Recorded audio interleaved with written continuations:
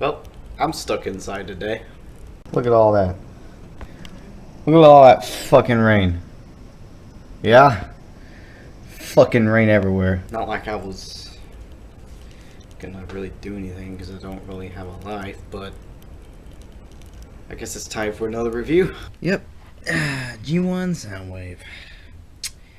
Where should I begin? Well, first off, I should point out this is actually the Hasbro reissue that came out, I think, back in 2006. It was actually part of the Classics line, which is a little weird, as far as I know.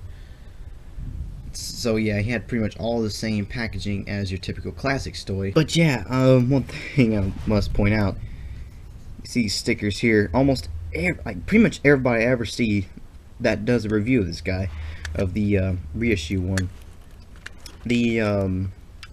these stickers here on the side would usually go on their batteries. These things here, back here, which will later become his weapons. I'm gonna go ahead and take these out.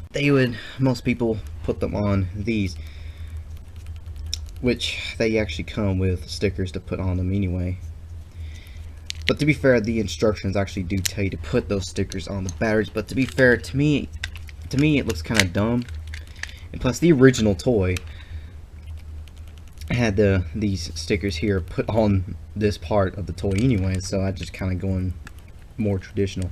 Many people have always loved this mode, mostly because just of his, you know, overall playability. I mean, you got the on and off switch here on the side, which actually does kind of have some playability to it. And of course, you got the little volume dial, and of course the good old-fashioned tape deck, which has Ravage and Laserbeak, since this is the Sound Blaster mold. Okay, first let's take a look at Laserbeak. So yeah, here he is in his cute, tiny little micro cassette tape mode. In fact, hold on a minute. Just let me get this out real quick. Here it is next to a proper cassette tape. So yeah, pretty tiny. But as far as I know, these are micro cassettes, to be fair. So this is kind of an unfair comparison, but yeah, just kind of show you how small it is compared to a proper cassette. But yeah, of course, you turn around on the back. Looks pretty ass. One thing I must point out, it's got some nice die cast. That's one thing I like about even the little cassette guys have some amount of metal onto them, I guess, to enhance value to some of the G1 toys. Set him here, get his little, sorry if a lot of that stuff was off camera. He's a little guy, my big fat fingers kind of block it. I must apologize for the crappy lighting. I don't have the nice beautiful sun to gleam into the window. I mean, the sun is basically my source of light. I mean, my review station is like right next to the window, so that's my source of natural light. I do have an actual lamp, but it's kind of got one of those old-fashioned light bulbs, and it kind of makes everything all yellow and really crap. But yeah, little Laserbeak, nice little guy. Now let's go ahead and take a look at good old Ravage, who is a slightly more traditional micro cassette tape, because he's just all black.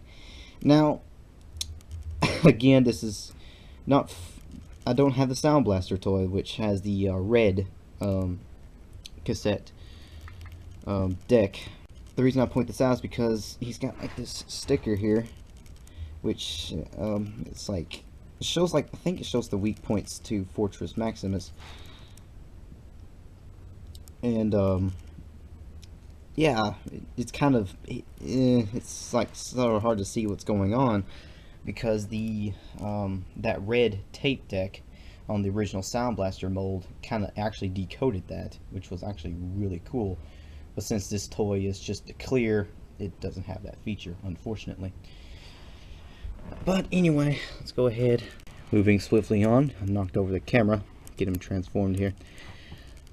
It's really hard to get all this crap on the camera. Of course, you get his little launchers here so we can see what's going on. But here he is in his little panther mode. Now everybody has the same exact complaint with this guy. He looks just fine from this angle. Not so much from this. Yeah. Of course, rub sign on this side. The rub signs on these particular toys are actually really terrible. On this one, it likes to move around, and it's even worse on the Soundwave toy. At least it works. But, so yeah, and die-cast legs. A Soundwave. Yeah, simple little guy. Let's go ahead and get him transformed here. I'm gonna have to adjust the dang camera again. Okay, bring these out.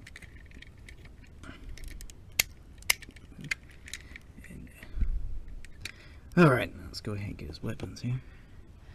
Bleh. This little trumpet. It's kind of hard to do this. I'm having trouble bending over the camera. And there we go. So here you have him in his typical G1 Soundwave robot mode. Yeah, very simplistic transformation, just like every other G1 toy. One thing that was always very unusual about this guy was just, and it does definitely show the terrible scale of the original G1 toys. He's a pretty tall dude. I mean, even by today's standards, he's about this. He's even taller than your average deluxe figure. He's a little bit smaller than a Voyager. Actually, no, I was gonna say he's a bit smaller than the Voyager, but actually, by today's standards, he actually is the size of a Voyager. So one thing that makes him kind of cool is his articulation. I mean, it's nothing special by today's standards, but by G1 standards, he's actually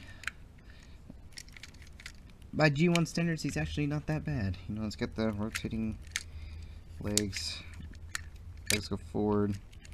Of course, they can bend backwards at the knee.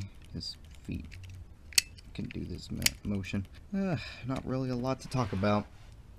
He definitely a pretty neat little guy. Not really little by G1 standards. I do definitely plan on one of these days getting more of the cassette dudes. Well, that's pretty much all I really have to point out. I know this wasn't a very particularly interesting review, but I must point out I am half asleep over here because, you know, with the rain and everything, it makes you kind of tired.